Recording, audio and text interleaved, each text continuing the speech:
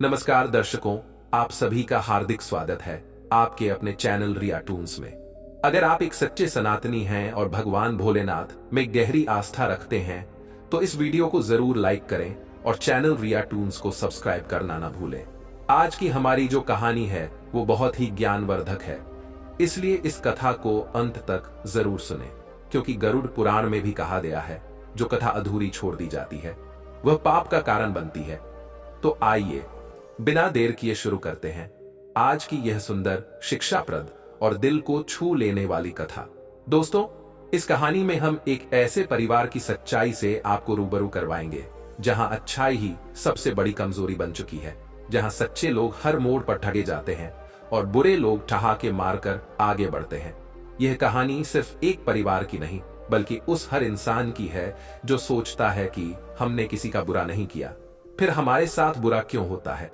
यह कहानी कलयुग के उस गूढ़ रहस्य को उजागर करती है जो हर अच्छे इंसान को भीतर से तोड़ता है और साथ ही बताती है कि कर्मों की जो अनकही सच्चाई है वह कभी कभी न्याय से ज्यादा अन्याय जैसी लगती है।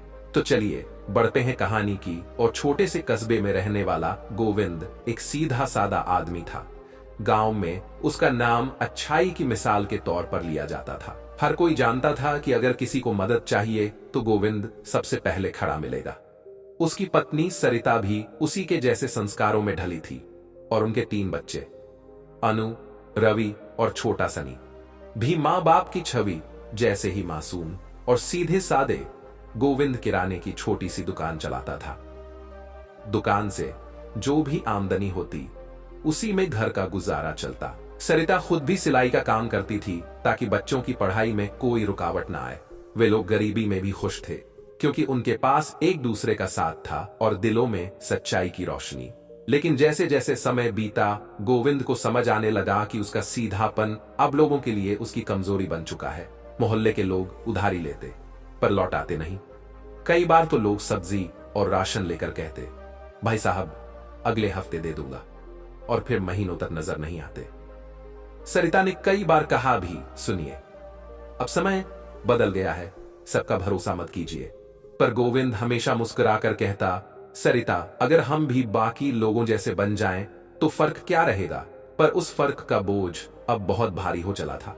एक दिन गोविंद के बड़े बेटे रवि को स्कूल से निकाल दिया गया क्योंकि फीस 2 महीने से जमा नहीं हुई थी। गोविंद ने कई लोगों से मदद मांगी लेकिन सभी ने कंधे उचका दिए, वही लोग जो कभी गोविंद के पास मदद मांगने आते थे। रात को गोविंद बहुत टूट चुका था। सरिता ने पहली बार उसे चुपचाप आंसू बहाते देखा। उसने धीरे से कहा, मैंने तो कभी किसी का बुरा नहीं किया, फिर मेरे बच्चों को क्यों भुगतना पड़ रहा है। सरिता ने उसका हाथ पकड़ा और बोली, शायद यही कलयुग का खेल है। यहां अच्छाई धीरे धीरे मिट रही है और स्वार्थ का राज बढ़ता जा रहा है। गोविंद ने कहा, क्या हमारे अच्छे कर्मों का कोई फल नहीं मिलेगा। सरिता ने जवाब दिया, कर्मों का फल तो मिलेगा, पर समय का कोई भरोसा नहीं कि कब मिलेगा। इसी बीच एक नई मुसीबत उनके जीवन में दस्तक दे चुकी थी।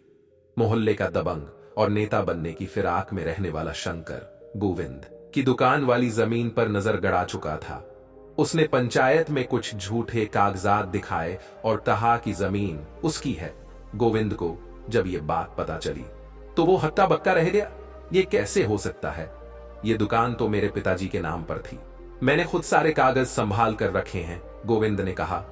लेकिन पंचायत में शंकर की पकड़ मजबूत थी। उसने रिश्वत देकर सब अपने पक्ष में कर लिया था। गोविंद की बातें किसी ने नहीं सुनी। उसी शाम गोविंद, सरिता और बच्चे घर के बाहर बैठकर चुपचाप बैठे थे। सनी, जो अभी सिर्फ 10 साल का था, बोला, पापा क्या हम अब दुकान नहीं चला पाएंगे।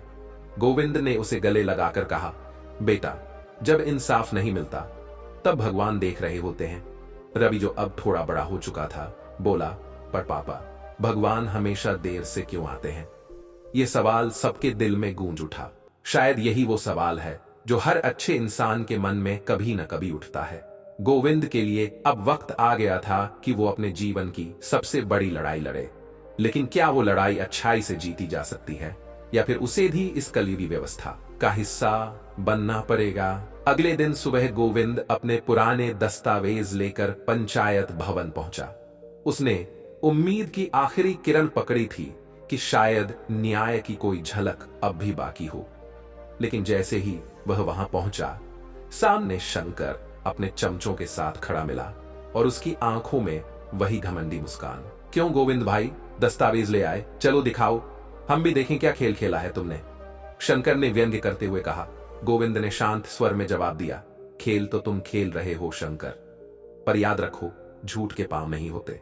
पंचायत के प्रधान ने दस्तावेज लिए, सरसरी निगाह डाली और बोले, देखो गोविंद, तुम्हारे कागजात पुराने हैं और शंकर के पास हाल ही के रजिस्ट्रेशन पेपर हैं। जमीन का मामला कोर्ट तक जा सकता है, लेकिन पंचायत के हिसाब से फिलहाल दुकान खाली करनी पड़ेगी। गोविंद का दिल बैठ गया। उसे लगा जैसे जमीन ही नहीं, उसका सम्मान और आत्मा भी उससे छीनी जा रही हो। वह चुपचाप वहां से निकल आया। उसके पीछे पीछे सरिता भी थी। रास्ते में उसने कहा, सुनिए, अब क्या करेंगे? दुकान भी गई, उधारी भी डूबी पड़ी है, बच्चों की पढ़ाई रुकी हुई है। गोविंद कुछ देर चुप रहा, फिर बोला, अब वक्त आ गया है कि मैं उस सच को समझूं जिससे मैं भागता रहा हूं। अब मैं जानना चाहता हूं कि क्या सचमुच अच्छाई का कोई मोल नहीं? क्या ये दुनिया केवल चालाकों के लिए बनी है? उसी रात गोविंद गांव के मंदिर गया। वहां एक बूढ़े बाबा अक्सर बैठते थे, जिन्हें सब ज्ञानी बाबा कहते थे। गोविंद ने उन्हें प्रणाम किया और बैठ गया। बाबा, एक बात पूछनी है, क्या अच्छे लोग हमेशा दुखी ही रहते हैं? गोविंद ने थके हुए स्वर में पूछा। बाबा ने आंखें खोली और बोले, बेटा, ये कलयुग है, यहां अच्छाई को मजबूती नहीं, कमजोरी समझा जाता है। लेकिन याद रखो, अच्छाई का फल मिलता जरूर है, बस देर होती है, अंधेर नहीं। तो फिर जब तक वो फल मिले, तब तक क्या हम यूं ही अपमानित होते रहें? बाबा मुस्कुराए। नहीं बेटा, अच्छाई का मतलब ये नहीं कि तुम अन्याय सहो। अच्छाई का मतलब है कि तुम बिना किसी के बुरा किए अपने हक की लड़ाई लड़ो, लेकिन संयम और बुद्धि से। अब समय आ गया है कि तुम अपने भीतर की शक्ति को पहचानो। उस रात गोविंद देर तक नहीं सो पाया। उसके भीतर कुछ बदल रहा था। जिस इंसान ने हमेशा माफ किया, आज पहली बार सोच रहा था कि अब जवाब देना जरूरी हो गया है। अगले दिन गोविंद अपने बच्चों के पास बैठा। उसने रवि से कहा, बेटा, क्या तुम मेरी मदद करोगे? रवि ने तुरंत हामी भर दी। पापा, आप कहिए क्या करना है?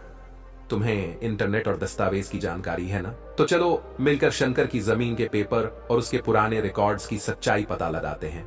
रवि और अनु दोनों लग गए खोजबीन में। कई घंटे तक ऑनलाइन रिकॉर्ड्स देखे, सरकारी पोर्टल्स खंगाले। तभी अनु ने चौंकते हुए कहा, पापा, पापा, देखिए, शंकर ने जो जमीन अपने नाम करवाई है, वो किसी दूसरे शख्स के नाम पहले से दर्ज है, यानी उसने फर्जी पेपर बनवाए हैं। गोविंद की आंखों में आशा की लौ जल उठी। अब उसके पास मौका था शंकर की पोल खोलने का। उधर शंकर को अंदाजा नहीं था कि गोविंद इतना शांत रहकर चाल चल रहा है। गोविंद अगले दिन तहसील ऑफिस गया और वहां से सारे रिकॉर्ड्स की प्रतिलिपियां निकलवाईं। फिर एक वकील से मिलकर कागज तैयार करवा लिए। लेकिन अब मामला केवल दुकान तक नहीं रह गया था, यह उसके आत्मसम्मान की लड़ाई थी। रात को जब परिवार साथ बैठा तो गोविंद ने बच्चों से कहा, बच्चों, ये लड़ाई हम सबकी है, अब हमें डरना नहीं है, ये समय है सच को उजागर करने का। सरिता ने उसका हाथ पकड़ा और मुस्कुराते हुए कहा, मैं जानती थी एक दिन तुम जागोगे। लेकिन अगली सुबह जब गोविंद दुकान के बाहर पहुंचा तो देखा कि वहां ताला लगा है और सामने एक पोस्टर चिपका है, यह संपत्ति अब सरकारी आदेश अनुसार कब्जे में है।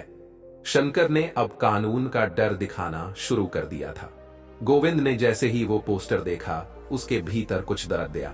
अब ये सिर्फ निजी झगड़ा नहीं रह गया था, ये उसकी जिंदगी की परीक्षा बन चुकी थी।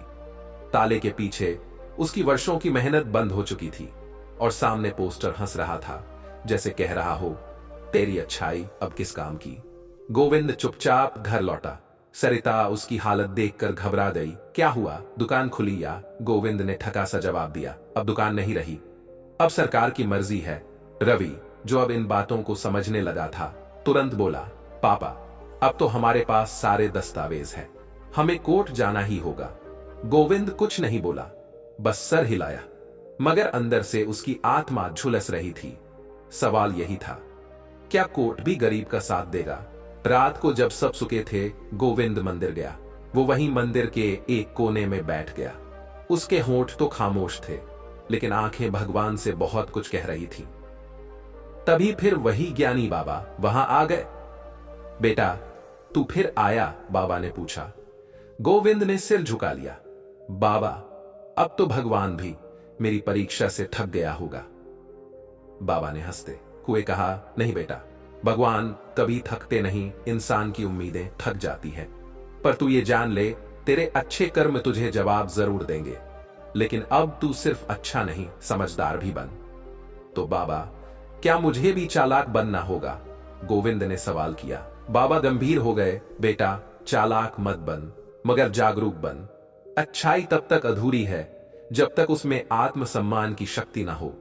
उस रात गोविंद ने फैसला कर लिया, अब वो चुप नहीं बैठेगा। अगली सुबह वो वकील के पास गया और अपने सभी दस्तावेज उसे सौंप दिए। वकील ने कागजात देखकर कहा, आपका केस मजबूत है, लेकिन लड़ाई लंबी चलेगी और खर्चा भी थोड़ा बहुत आएगा। मैं खर्चा दूंगा, थोड़ा थोड़ा करके, लेकिन अब पीछे नहीं हटूंगा, गोविंद ने ठोस आवाज में कहा। घर लौटते हुए गोविंद ने रवि से कहा, बेटा, अब तुम्हें पढ़ाई के साथ एक जिम्मेदारी और निभानी है, सोशल मीडिया की। हम शंकर की असलियत लोगों तक पहुंचाएंगे। रवि ने तपाक से कहा, मैं पहले ही एक पेज बना चुका हूं, सच की लड़ाई, गोविंद की जुबानी। इसमें हम धीरे धीरे सारी जानकारी अपलोड करेंगे। अनु ने भी जोश में आकर कहा, पापा, मैं वीडियो बनाऊंगी, जैसे यूट्यूब में लोग अपने अनुभव बताते हैं, वैसे ही हम भी दिखाएंगे कि हमारे साथ क्या हुआ। लोग वीडियो देखकर हैरान थे, क्योंकि उन्हें पता ही नहीं था कि मुस्कुराते गोविंद के पीछे इतना दर्द छुपा था। कुछ लोग तो सामने आकर मदद भी करने लगे। गोविंद भैया, हमें माफ करना, हमने बहुत उधारी ली और लौटाई नहीं। अब समझ आया कि आपने कितना सहा है। एक पुराना ग्राहक आकर बोला, कोई बात नहीं, समझ आ जाए वही बहुत है, गोविंद ने मुस्कुराकर कहा। पर दूसरी तरफ शंकर अब तिल मिलाने लगा था।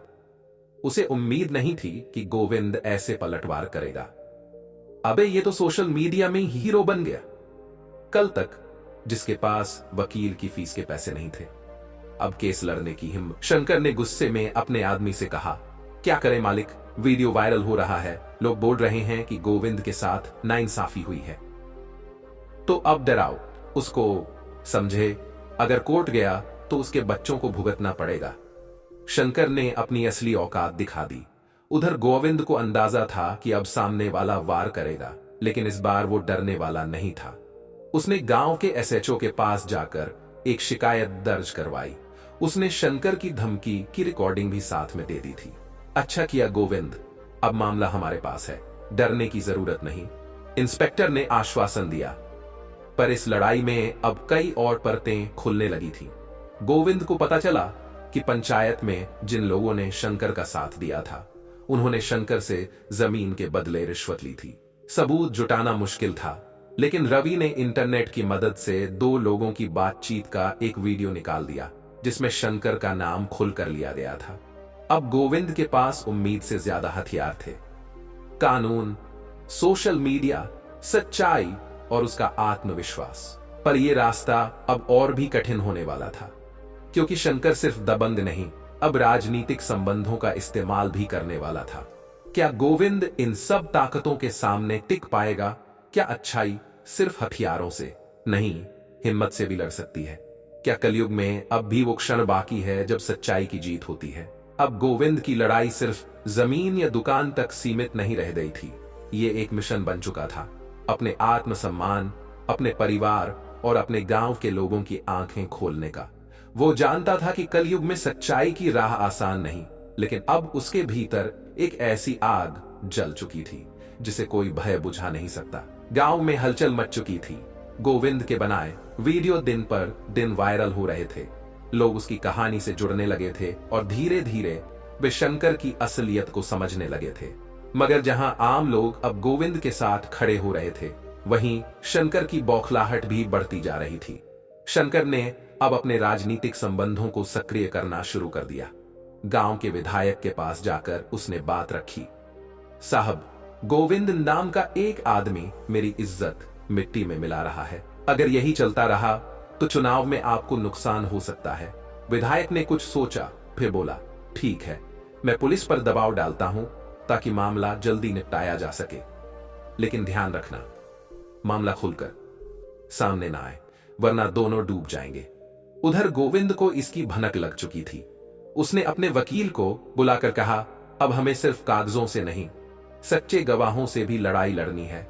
गांव में बहुत लोग हैं जिन्होंने शंकर की चालबाजियां देखी हैं, हमें उनका साथ चाहिए। वकील ने सहमति में सिर हिलाया। आप सही कह रहे हैं गोविंद जी, कोर्ट में सिर्फ दस्तावेज नहीं, चरित्र और परिस्थिति भी मायने रखती है। अगर गवाह मिल गए तो मामला और मजबूत हो जाएगा। सोशल मीडिया के जरिए उन्होंने एक खुला निमंत्रण दिया कि जो लोग शंकर की सच्चाई जानते हैं वे सामने आएं और अगर चाहें तो अपनी पहचान गुप्त रखें। पहल कोई सामने नहीं आया। लोग डरे हुए थे क्योंकि शंकर का आतंक सालों से फैला था। लेकिन 2 दिन बाद एक बुजुर्ग महिला सामने आई, रमा देवी। उन्होंने वीडियो कॉल पर कहा, बेटा, मैं उस दिन की गवाह हूं जब शंकर ने तुम्हारे पिता की दुकान में आग लगवाई थी, और जब तुम्हारे पिताजी ने पुलिस में शिकायत की थी तब शंकर ने उन्हें धमकाया था। यह बात सुनकर गोविंद की आंखें भर आईं। पिताजी की वो पुरानी चुप्पी आज समझ आई थी। फिर एक एक कर और लोग सामने आने लगे। कोई शंकर की जमीन हड़पने की चालों का गवाह था तो कोई उसकी राजनीतिक चमचागिरी का। अब गोविंद के पास न सिर्फ कागज थे बल्कि जमीर वाले लोग भी थे। उधर शंकर ने नया दांव खेला। उसने गांव में एक बड़ा भंडारा करवाया, मुफ्त खाना, दान और गरीबों को चंद रुपए बांटकर वह अपनी छवि सुधारने लगा। देखो भाई, मैं कोई गलत इंसान नहीं, मैंने तो हमेशा गांव का भला ही चाहा है। ये गोविंद मुझे बदनाम कर रहा है, शंकर ने मंच से बोला। पर रवि ने उसी भंडारे के वीडियो का एक हिस्सा सोशल मीडिया पर डाला जिसमें शंकर खुद कह रहा था, अभी चुनाव आने वाला है, ये सब दिखावा करना पड़ता है। ये वीडियो आग की तरह फैल गया। अब बात सिर्फ गांव की नहीं थी, शहरों तक पहुंच चुकी थी। वहीं पुलिस की कार्रवाई धीरे हो गई थी क्योंकि ऊपर से दबाव था। लेकिन गोविंद ने हार नहीं मानी। उसने एक आरटीआई डाली शंकर की जमीनों और उसके पास के आय के स्रोतों पर। बाबा सच कहते थे, अच्छाई तब तक अधूरी है जब तक उसमें जागरूकता नहीं जुड़ी हो, गोविंद ने खुद से कहा। दिन जब गोविंद और उसका परिवार कोर्ट के लिए निकले तो देखा घर के बाहर कुछ अजनबी खड़े हैं। आप ही गोविंद जी हैं? उनमें से एक बोला, जी कहिए, हम मीडिया से हैं, आपका केस बहुत चर्चित हो गया है, हम आपकी कहानी लोगों तक पहुंचाना चाहते हैं। गोविंद थोड़ा हिचका, लेकिन फिर बोला, अगर मेरी सच्चाई किसी और को अन्याय सहने से बचा सकती है तो आइए, मैं सब बताऊंगा। अब गोविंद का चेहरा न्यूज चैनलों पर आने लगा। उसका संघर्ष एक प्रतीक बन गया, सच्चाई की लड़ाई का प्रतीक। लेकिन ठीक तभी शंकर ने एक और घिनौनी चाल चली। रात को गोविंद के खेत में आग लगा दी गई।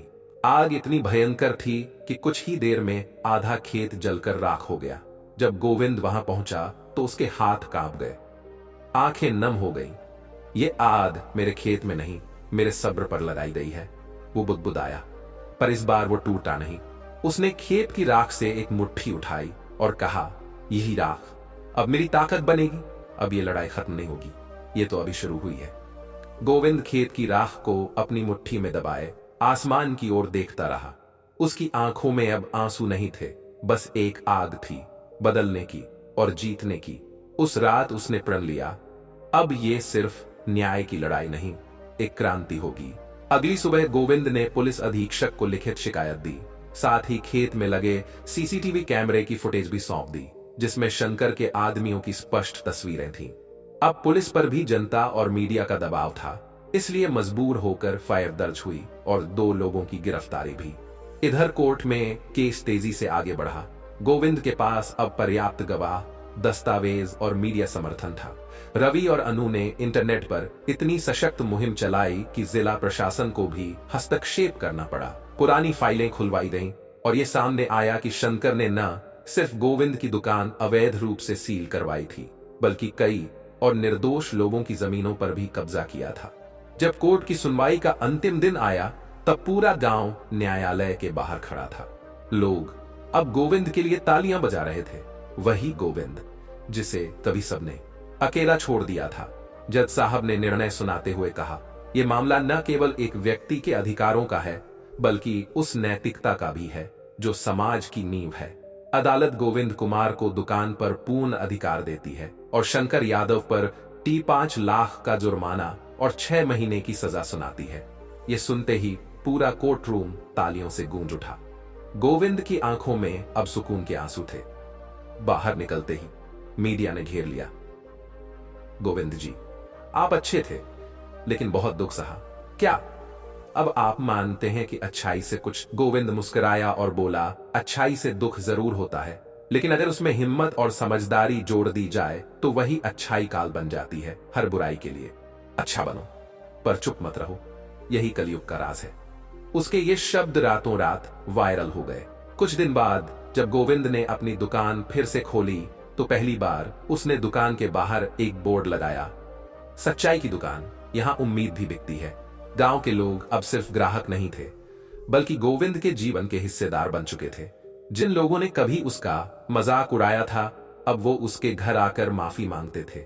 बेटा रवि एक प्रसिद्ध डिजिटल क्रिएटर बन चुका था और अनु अब लड़कियों को आत्मरक्षा सिखाती थी। सरिता के चेहरे पर वो पुरानी मुस्कान लौट आई थी जो वर्षों पहले समय ने छीन ली थी। और गोविंद, वो अब सिर्फ एक दुकानदार नहीं था, वो एक प्रतीक बन चुका था, उस अच्छाई का जो सहती तो है पर कभी हारती नहीं। तो दोस्तों, आज की कहानी यहीं खत्म होती है। उम्मीद है आपको ये कहानी पसंद आई होगी और इससे कुछ सीखने को भी मिला होगा। कहानी अच्छी लगी हो तो वीडियो को लाइक करें और हमारे चैनल रिया टून्स को सब्सक्राइब करना ना भूलें। मिलते हैं अगले वीडियो में, तब तक के लिए नमस्कार। जय श्री कृष्ण।